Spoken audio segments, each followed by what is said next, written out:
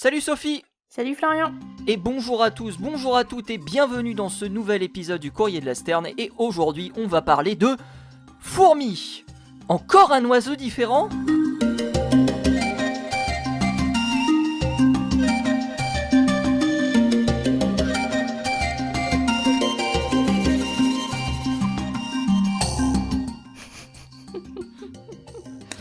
Je sais pas pourquoi j'ai dit oiseau alors que je voulais dire animal, mais c'est pas grave, je vais la garder comme ça, elle est très bien.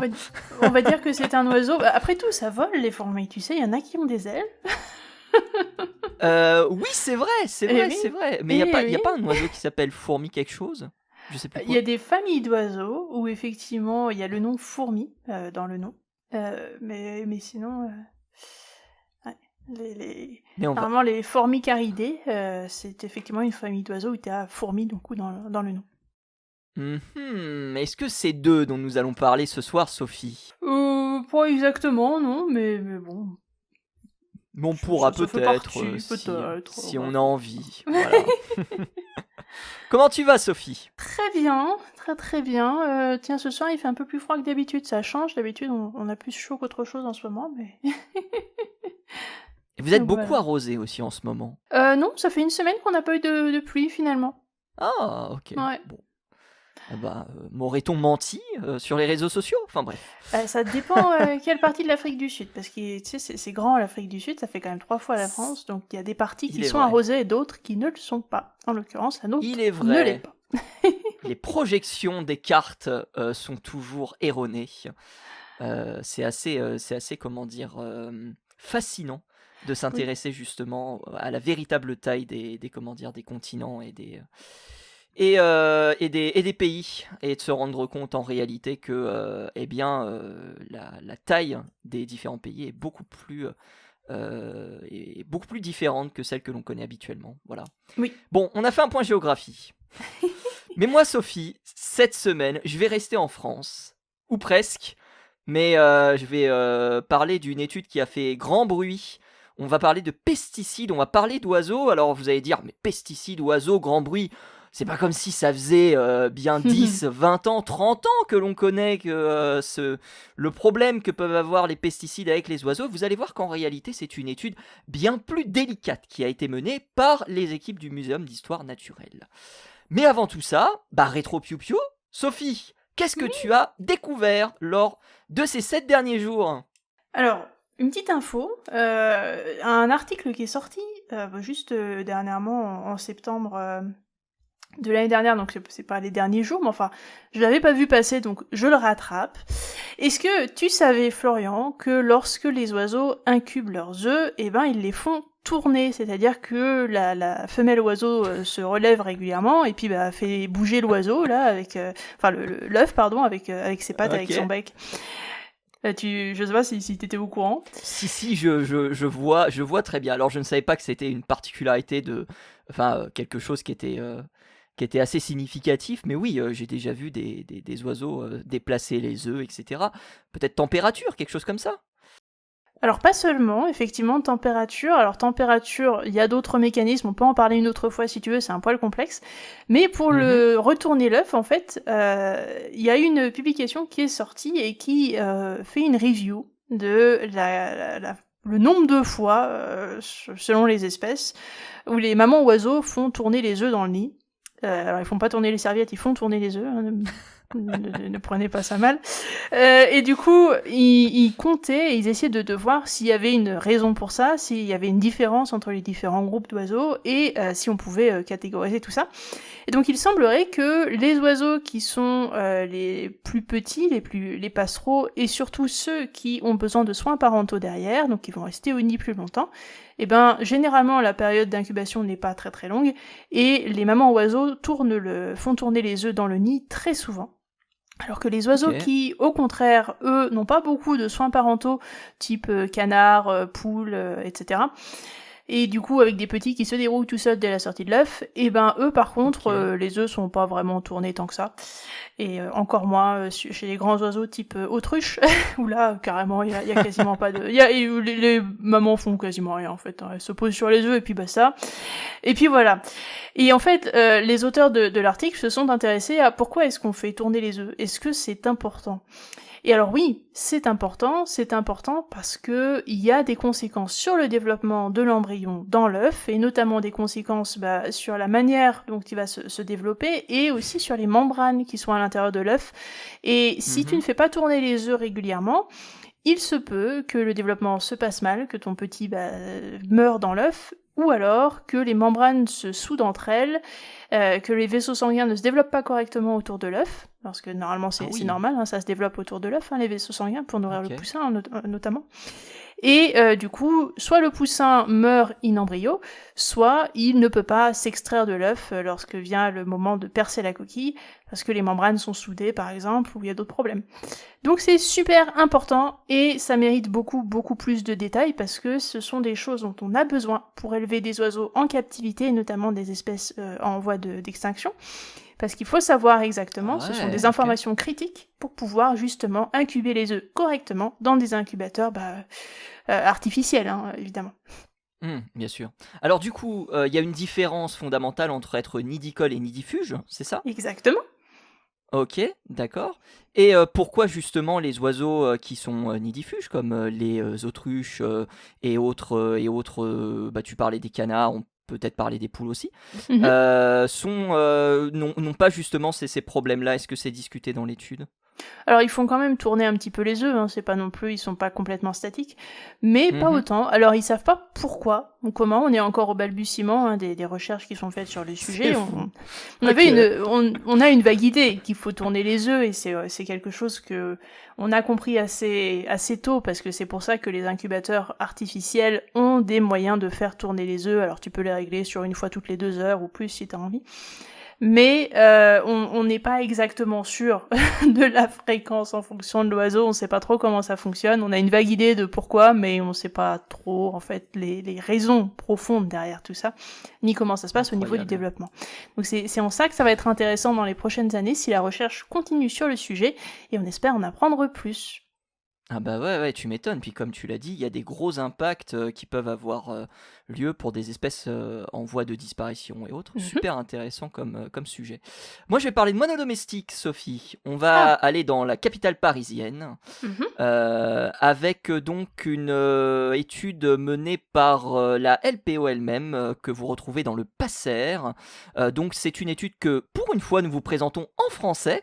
Et c'est une étude qui fait un état des populations du moineau domestique dans la ville de Paris. Alors, il faut savoir que le comptage commençait depuis 2003, et entre 2003 et 2014, le moineau domestique a perdu 80% de ses effectifs. C'est beaucoup. Mhm. Et à partir de 2014, eh bien, on a eu une stagnation de la population. Alors on s'est posé la question de savoir pourquoi on avait justement une stagnation de la population. Et eh ben, il y a plusieurs causes qui sont mises en évidence.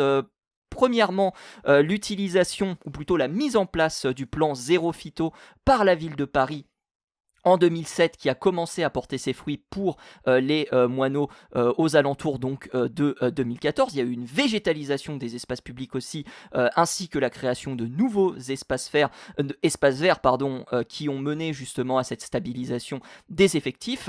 Une possible prédation des prédateurs, une pression des prédateurs qui a diminué ou qui s'est allégée. En effet, il y a eu une arrivée importante d'éperviers d'Europe dans la capitale au tournant, on va dire, des années 2000, avant que cette dynamique de population se stabilise. Mhm. Et il se peut justement qu'il y ait eu une diminution de cette prédation. Aussi parce que les rapaces, comme les éperviers, mais aussi les faucons cresserelles, ne trouvaient pas assez de proies, donc en l'occurrence ici le moineau domestique. Et puis on a aussi découvert d'autres choses qui permettaient justement d'expliquer cette stabilisation, la mise en place de quartiers moineaux à partir de 2022, qui sont des dispositifs pour l'instant expérimentaux qui ont permis de voir justement l'influence sur la population globale de l'oiseau. Donc tout ça permet justement de voir que après une grosse chute, la stabilisation de la population a été effective pour le moineau domestique. Pourquoi le moineau a perdu 80% de sa population en l'espace à peu près d'une dizaine d'années ? On a parlé de la pression de prédation, mais c'est pas la cause principale avancée par les auteurs de l'article. On parle surtout de la disparition des sources de nourriture de l'oiseau, donc à savoir la disparition des insectes et la disparition aussi des lieux où les oiseaux sont capables de se regrouper, notamment pour passer l'automne et l'hiver. Et ce sera en français dans la description si vous voulez davantage d'informations. Mais c'est merveilleux ça. Mais oui. N'hésitez pas à aller y faire un tour. Alors de mon côté, on part sur un article qui nous parle cette fois-ci des fameux tags. Alors les tags, si vous savez pas ce que c'est, ce sont des petits dispositifs qui nous permettent de suivre les oiseaux à la trace en quelque sorte, parce que vous en avez qui vont se mettre sur différents endroits de votre bestiole. Vous pouvez en attacher aux pattes, vous pouvez en mettre sur une sorte de petit sac à dos à l'arrière du dos de l'oiseau. Enfin bref, vous pouvez en mettre un petit peu partout sur la bestiole et ça vous permet donc de le suivre, alors soit par GPS, soit par d'autres méthodes un petit peu plus simples. Mais en tout cas, ça vous permet de localiser des espèces le long par exemple de leur voie de migration. Alors, l'article en question s'intéresse non pas aux tags en eux-mêmes et sur ce qu'ils font ou sur la position des oiseaux eux-mêmes, il s'intéresse plutôt à l'impact de ces petits boîtiers sur les oiseaux. C'est-à-dire, est-ce qu'ils mettent plus de temps à décoller à cause de ça? Est-ce que du coup le poids est gênant? Est-ce qu'ils ont un problème d'aérodynamisme à cause de ça toujours? Enfin bref, il y a plein de petites hypothèses comme ça qui sont testées en quelque sorte dans cet article, et on se rend compte qu'effectivement, porter quelque chose comme ça, même si c'est un minuscule boîtier qui fait à peine quelques grammes, pour un petit passereau, c'est déjà suffisant pour arriver à réduire sa vitesse de décollage et son altitude de décollage pendant au minimum 5 à 10 jours en fonction de la taille et de la position de l'objet. Donc il y a une adaptation. Il y a une adaptation de l'oiseau, ok. Parce que j'avais lu une étude, je crois que c'était en 2023, qui justement rapportait les mêmes conclusions, à savoir que les oiseaux, pour le coup, dépensaient plus d'énergie. Je crois que c'était jusqu'à 40% plus d'énergie pour pouvoir faire justement le vol et autres actions. Donc oui, installer des balises GPS par exemple, c'est comment dire, c'est préjudiciable mine de rien pour l'oiseau, absolument. Exactement. Et donc là, ce qu'ils ont constaté, alors la dépense énergétique évidemment, mais surtout ils ont réussi à la modéliser parce qu'ils ont pris le poids des oiseaux, donc au jour 0, au jour 5 et au jour 10, et ils ont remarqué qu'il y avait une nette diminution du poids de chaque individu au fur et à mesure de l'étude, parce que justement il y avait une utilisation d'énergie plus importante, donc il y a une diminution du poids de l'oiseau. C'est normal, vous utilisez de l'énergie, vous faites du sport, vous maigrissez, c'est comme ça. C'est fou. Donc incroyable. Voilà. Petite étude incroyable. Encore intéressante. Moi je vais terminer, Sophie, par un oiseau extrêmement commun en France qui passionne les Québécois. Parce que un rouge-gorge familier a décidé de s'installer à Montréal. Oh non. Et pour les Montréalais, pour les Canadiens, pour les Américains, c'est une source de joie absolument immense parce que c'est un oiseau qu'ils ne voient jamais. Donc on a des centaines, voire des milliers d'ornithologues américains et canadiens qui se sont réunis à l'endroit justement où l'oiseau s'est installé. Voilà. Alors on ne sait pas si l'oiseau va réussir à passer l'hiver parce que le rouge-gorge n'est pas forcément adapté pour les grandes températures très très basses que peuvent rencontrer les Canadiens, puisque ça peut descendre jusqu'à moins 30 voire moins 40 degrés à certaines occasions.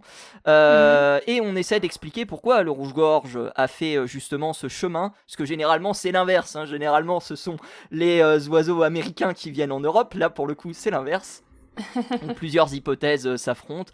Le fait que l'oiseau ait été perdu peut-être à cause d'une tempête, voire de la vague de froid qui a sévi en France pas plus tard qu'il y a 2 semaines au moment où on enregistre cette émission. Où on peut aussi parler d'un comportement quelque part voulu de la part du rouge-gorge qui a décidé d'étendre son territoire et de traverser les 6000 km qui le séparaient de Montréal, voilà. Ou peut-être plus si affinité en fonction de là où le rouge-gorge venait, puisque malheureusement on n'a pas de bague, donc on ne sait pas d'où vient ce rouge-gorge. Mais force est de constater, eh bien voilà, que cet oiseau bien commun pour nous, eh bien, a rendu fou nos chers collègues québécois que l'on salue. Bon, bah j'espère que l'oiseau ira bien, et surtout j'espère qu'il prendra pas la grosse tête avec tous ses paparazzis. On verra. Ah bah, c'est un rouge-gorge, hein. Ah, pauvre bestiole. Ok. Est-ce que Sophie, tu as encore quelque chose à rajouter ou on passe aux fourmis ? Eh bien, moi aussi, c'est tout. On va donc parler des fourmis dans ce podcast sur les oiseaux. Première partie, c'est juste après ça.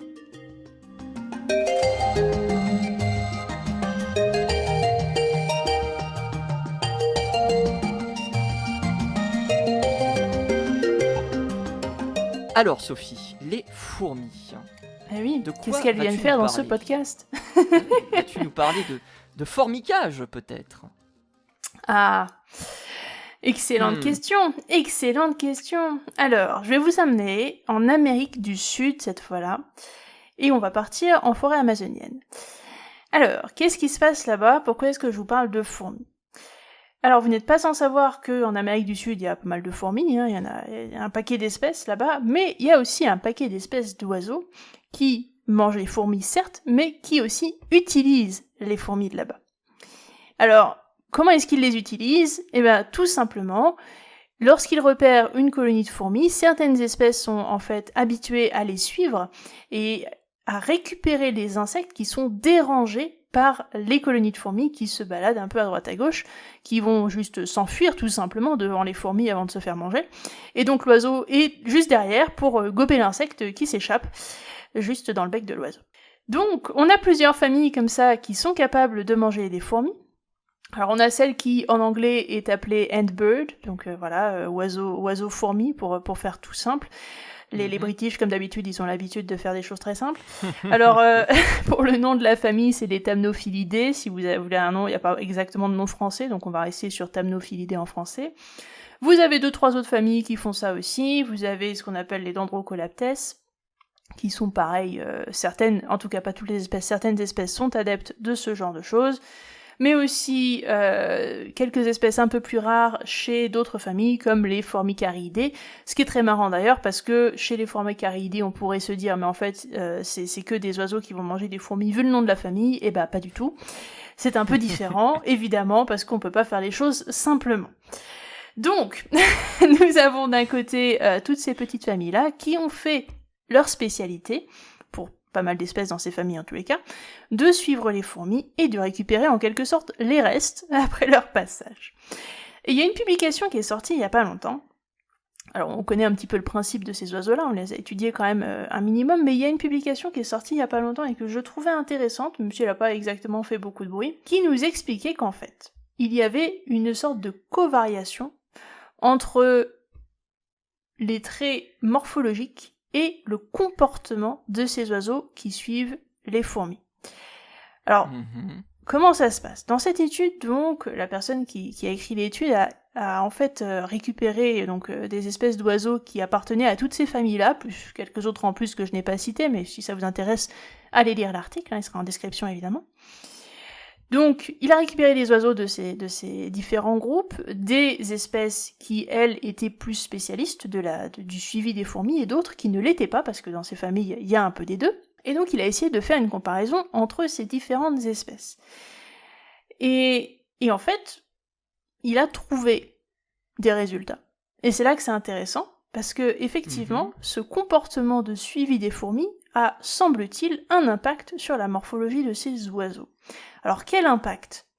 C'est là que je te pose la question. À ton avis, pour suivre des fourmis, de quoi est-ce que tu as besoin ?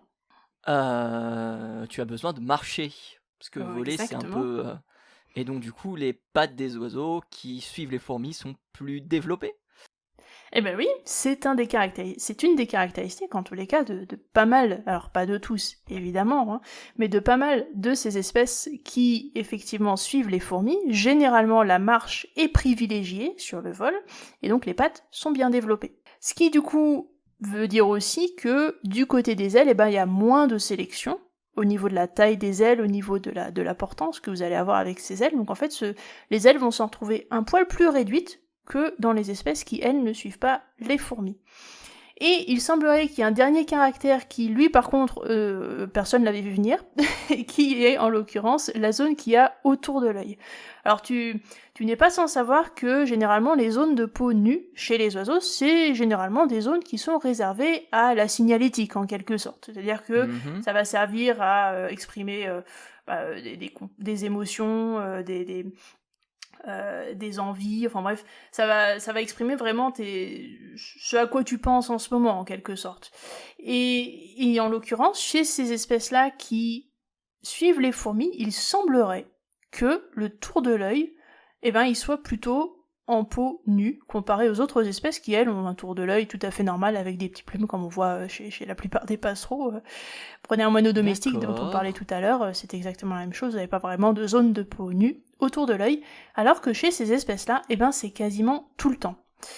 Et là, ça pose une grosse question, parce qu'en fait, on ne sait pas pourquoi. Est-ce que c'est parce que ces espèces essaient de communiquer entre elles, ce qui serait un petit peu curieux, parce qu'en fait, chez ces espèces-là, généralement, elles sont assez territoriales, donc elles ont... chaque individu a son petit territoire sur lequel il va suivre ses fourmis, en quelque sorte, et il n'y a pas vraiment de communication avec d'autres membres de l'espèce, à part peut-être pour la reproduction, mettons. Mais sinon, il n'y a pas de groupe d'oiseaux, quoi. C'est pas comme ça que ça fonctionne. Donc, comment et avec qui est-ce que ces oiseaux-là seraient en train de communiquer grâce à cette zone de peau, si effectivement c'est pour la communication? On sait pas encore trop. On suppose que c'est pas avec les fourmis, parce qu'il n'y a pas vraiment d'interaction, à part le suivi de l'oiseau. Ce serait drôle. Ce serait marrant, hein, mais pour le coup, bon, pour l'instant, rien n'a été constaté, donc on sait pas. Donc voilà, on résout... Enfin, on a trouvé des choses, mais du coup, ça nous ouvre un autre mystère dont on n'avait pas idée. Et encore une fois, c'est un peu en ça que la recherche est assez incroyable, c'est qu'il y a toujours des nouvelles questions qui arrivent, hein, c'est incroyable. Donc voilà. C'est fou. C'était, alors, je dis une petite étude intéressante, donc pour vous présenter ces quelques espèces qui, effectivement, suivent des fourmis et ont un comportement bien, bien spécifique. D'accord. Et alors, on pourrait penser qu'il y a que 2-3 espèces qui ont ce comportement. Je me dis, bon, c'est quand même assez spécifique. Ben non. Juste, dans la famille des Thamnophilidae, vous avez à peu près 230 espèces quand même, dont la plupart ont ce comportement. Et oui. Donc c'est pas juste un ou deux oiseaux par-ci par-là. C'est vraiment au moins 3-4 familles qui font ça de manière constante. Donc c'est assez incroyable. Et il faut savoir aussi que ce comportement, en fait, il y a certaines espèces qui présentent ce comportement quasiment tout le temps, qui vont suivre les fourmis tout au long de la journée, en quelque sorte, mais il y a d'autres espèces qui, elles, par contre, ne les suivent pas tout au long de la journée. Ils vont peut-être un petit peu, de temps en temps, passer à côté d'une colonie de fourmis et en profiter, mais ça va pas être la majeure partie de leur journée, en quelque sorte. Ils vont peut-être aller chercher des chenilles à droite à gauche tout seuls, et puis sans vraiment se baser sur les fourmis elles-mêmes. Donc, on a vraiment plein de possibilités, et ça a l'air d'être un comportement qui est finalement beaucoup plus complexe que ce qu'on croyait. Incroyable. Alors, tu disais que c'était des oiseaux très territoriaux. Est-ce qu'on peut éventuellement imaginer... Alors, je ne sais pas si on est dans des latitudes... on est dans les latitudes, continentales. On est dans un climat tropical. Oui. Plutôt continental, du coup. Plutôt, oui. Bon, après, je pense que c'est assez répandu quand même, ces espèces-là. Donc, ça fait une bonne partie du Brésil. Donc, il y en a certainement sur la côte aussi. Ah oui. Ok, donc on est au Brésil. Ok. Oui, entre autres. Et puis, un peu au-dessus, ça va jusqu'à l'Amérique centrale pour la répartition, à peu près. Ok. Est-ce qu'on pourrait imaginer, par exemple, comme chez les mésanges, les rondes, qui ont lieu justement à la période où la nourriture est plus difficile à trouver, à savoir donc des oiseaux qui, d'une certaine manière, de plusieurs espèces, donc se réunissent pour justement récupérer plus facilement de la nourriture. Est-ce que c'est quelque chose qui a été envisagé par les auteurs de l'étude? Alors non, ça n'a pas été envisagé, du moins je ne crois pas. Mais il est possible qu'effectivement, à certaines périodes de l'année, ces oiseaux-là se réunissent, et ça, on n'en sait rien, parce que, comme d'habitude, ils sont pas... On manque d'informations. Il faut les comme étudier. souvent. Eh ben, faut y aller pour les étudier. Et en plus, C'est on ça. a certaines de ces espèces qui sont en voie d'extinction, notamment 38 des espèces de ces Ah oui, familles-là. sur qui... 220, c'est pas mal. Voilà, sont en voie d'extinction à cause notamment de perte d'habitat, parce que l'homme a tendance à détruire la forêt, voilà. Et puis pollution, activité humaine en tout genre, etc. Donc bon, voilà. Ok. C'est un problème. Donc oui, on va essayer de les étudier aussi rapidement que possible pour éviter de les perdre avant d'avoir réussi à les étudier. Mais bon, j'imagine qu'ils feront ce qu'ils pourront, les pauvres. Et du coup, j'avais une deuxième question. Est-ce que dans l'étude, les auteurs et les autrices évoquent possiblement l'hypothèse que ce ne soit pas lié justement aux fourmis, que ce soit lié à d'autres choses? Ah oui, c'est tout à fait possible. Sauf qu'ils Ok. savent pas quoi.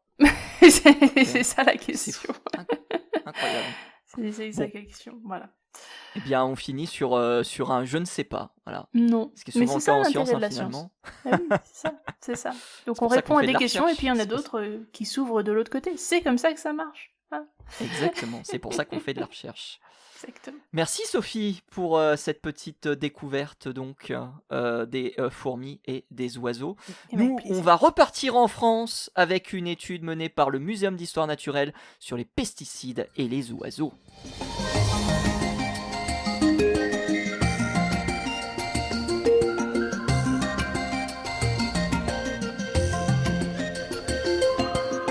Sophie, encore une étude sur les pesticides et les oiseaux. Une Oh de bah dis donc, plus. une de plus.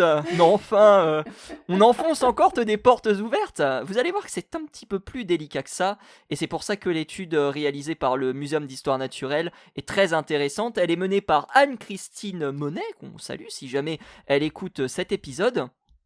Et ce qu'il y a de très intéressant avec cette étude, eh bien, c'est que les chercheurs se sont heurtés à pas mal de contraintes. Alors il faut savoir que la France c'est la plus grande surface agricole d'Europe en 2020 avec 269 000 km². Et l'objectif de l'étude, c'était de découvrir s'il y avait une relation entre l'abondance des oiseaux dans certains secteurs géographiques et l'utilisation de pesticides. Cependant, les auteurs vont essayer d'aller beaucoup plus loin que la grande majorité des études qui ont été réalisées sur les pesticides et les oiseaux. Parce que beaucoup d'études sont faites en laboratoire sur un certain nombre d'organismes modèles et les conditions en laboratoire ne reflètent pas forcément ce qui se passe sur le terrain. Et quand bien même les deux critères sont remplis, à savoir donc des études qui reflètent ce qui se passe sur le terrain et un certain nombre d'animaux impliqués dans l'étude, eh bien généralement ça se limite à quelques gammes de pesticides testés. On a des grands classiques, on va par exemple parler des néocotinoïdes, vous connaissez tous ce terme, mais il n'y a pas d'étude qui est menée sur, on va dire, un ensemble de pesticides. Ok. Et donc le point de départ de l'étude du Muséum d'histoire naturelle, c'était d'éviter les compromis de taille d'échantillons et de gamme de pesticides, et donc pas uniquement se limiter aux plus médiatisés comme le glyphosate. Bon, on va parler des néocotinoïdes, mais le glyphosate fait aussi beaucoup parler de lui.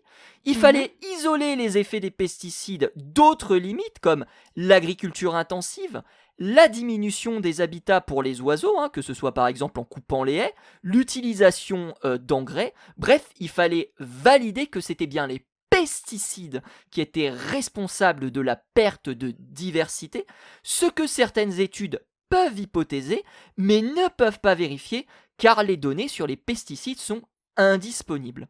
Et la troisième chose qu'il fallait faire pour nos chercheurs, c'était qu'il fallait obtenir un ensemble de données sur une population nombreuses d'oiseaux ou d'espèces animales, mais ici en l'occurrence on parle d'oiseaux, et à ce titre, les auteurs de l'étude se sont rabattus sur des données de sciences participatives des espèces d'oiseaux en milieu agricole. Je dis bien des espèces d'oiseaux et non pas des espèces spécifiques au milieu agricole, c'est très important et on y reviendra après. Donc ils se sont rabattus sur ce qu'on appelle le suivi temporel des oiseaux communs. Et grâce à ces 3 blocs, ils ont mis en place une étude qui visait concrètement à identifier si le nombre d'espèces d'oiseaux ou si la perte de diversité était plus importante si on utilisait plus de pesticides. Mais tu vas me dire, Sophie, comment on fait pour remarquer si on utilise plus de pesticides dans certaines zones géographiques par rapport à d'autres ?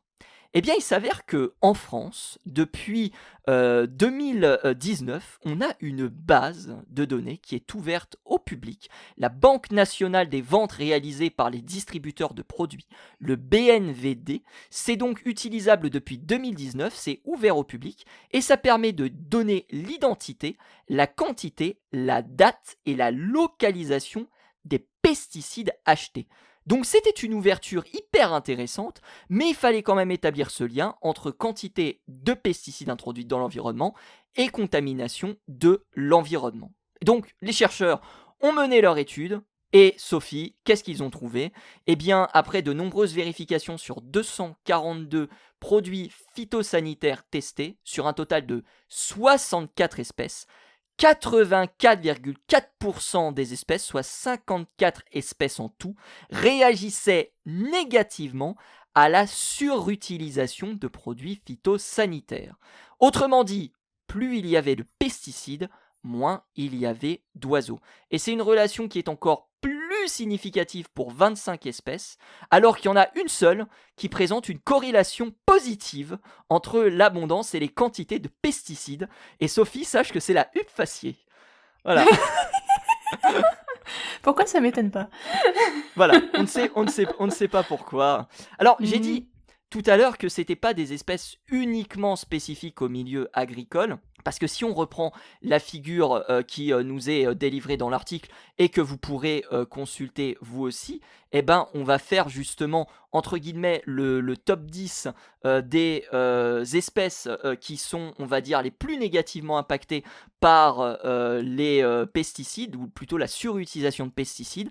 En premier lieu, on a la bergeronnette printanière. En second lieu, la tourterelle des bois. En troisième position, la mésange bleue, donc qui n'est pas une espèce spécialisée en milieu agricole. La quatrième espèce la plus impactée, c'est la pigrièche écorcheur, suivie du chouca des tours, le martinet noir, les tourneaux sansonnets également, la fauvette des jardins et la caille des blés. Voilà pour le top 10 des oiseaux les plus impactés par justement l'utilisation de ces pesticides. Donc l'abondance des oiseaux était négativement corrélée également à l'augmentation du gradient des terres cultivées et des apports d'engrais. On a aussi testé les apports d'engrais dans cette étude pour 85,9% des espèces, donc 55 espèces, et la corrélation était significativement négative pour 47 d'entre elles. Et parmi les 6 espèces d'oiseaux qui présentaient une relation positive sur ce point, on avait des espèces spécialisées des terres agricoles, à l'exception du corbeau-freux. Et ça, mine de rien, c'est un game changer, mais pas loin. C'est pas un game changer, pardon, mais pas loin, parce que l'article cite une avancée décisive dans la compréhension de la relation entre la perte de biodiversité et l'utilisation de pesticides au niveau des populations et dans les conditions de terrain. Je vous ai dit, on avait 3 points qu'il fallait absolument soulever pour les scientifiques. Il fallait être sûr que ce soit les pesticides qui soient responsables justement de la chute des populations, et il fallait déterminer aussi ça par rapport à des conditions de terrain. Et c'est exactement ce que cette étude est parvenue à faire. Elle est sortie le 16 janvier dernier dans The Royal Society Publishing, et c'est une étude que vous pourrez découvrir en open access. L'étude se termine par cette phrase qui est assez équivoque, avec un cependant, parce que évidemment, il y a quelques points Oui. que les chercheurs et les chercheuses veulent analyser, et notamment si il y a une relation directe ou indirecte liée au régime alimentaire des oiseaux. Mais ils ont dit que nous pouvons d'ores et déjà conclure que la réduction de l'utilisation des pesticides est nécessaire pour atténuer la perte actuelle de biodiversité des terres agricoles. Voilà Oui. pour cette étude sur les pesticides et l'abondance des oiseaux en milieu agricole. Bon, bah écoute, c'est bien parce qu'on le savait déjà de toute façon. Hein. C'est quelque On le chose de... savait déjà, Oui, mais fallait, comme d'habitude, fallait mettre des chiffres dessus. fallait mettre des chiffres, fallait mettre une étendue géographique aussi, puisque toute la France est concernée. Alors je ne sais pas si... Je ne crois plus que dans l'étude est mentionnée l'utilisation de données de DomTom. J'ai un petit doute, mais je sais que sur le site du BNVD, vous allez pouvoir également retrouver des cartes justement mentionnant les territoires ultramarins français. Donc voilà, il y a aussi cette information que vous pourrez retrouver de votre côté. Donc maintenant, il n'y a plus qu'à pour les décideurs politiques à prendre des décisions d'une certaine manière, Sophie. Oui, on est sûr que ça va se passer, ça. Hein. Ah, si seulement c'était aussi simple. Ah, écoute, s'ils écoutent Voilà, ce voilà. podcast, on espère que... Hein, voilà. On gentil. espère. Mais bon. On espère, effectivement. Voilà, voilà. Donc, voilà un petit peu pour cette étude qui, mine de rien, fait pas mal de bruit. Hein, elle a pas mal été relayée du côté, comment dire, des médias français. Et peut-être plus si affinité, étant donné que l'étude est quand même assez jeune. Et qu'elle est sortie quand même dans un journal assez sérieux. Voilà. Mais bon, on ne doutait pas du sérieux du travail du Muséum d'Histoire Naturelle non plus. Non, jamais. Bien sûr que non. Bon, bah écoute, merci pour ces précisions, c'était gentil. Eh ben merci aux équipes du Muséum d'Histoire Naturelle, et merci à Muriel Tikit, qui n'est pas citée sur le papier du Royal Proceeding, mais qui est l'instigatrice de l'étude et qui malheureusement nous a quittés au milieu justement de la réalisation de cette grande étude. Donc voilà, merci à cette dame qui a permis la mise en place de ce grand travail. Merci à vous tous et à vous toutes d'avoir écouté ce nouvel épisode du Courrier de la Sterne. On espère qu'il vous a plu. Si jamais vous avez des questions, n'hésitez pas. Il y a la section commentaires sur YouTube qui est fait pour ça. Si jamais vous avez apprécié l'émission, bien n'hésitez pas à la partager, bien évidemment. On est sur toutes les plateformes de streaming. On est évidemment sur YouTube. Et si vous avez envie de consulter les différents articles que nous avons discutés dans notre petit entretien, eh bien, il y a tout ça dans la description. Merci à tous et à toutes de nous avoir suivis et rendez-vous la semaine prochaine pour un nouvel épisode du Courrier de la Sterne. Salut à tous et salut à toutes. À plus.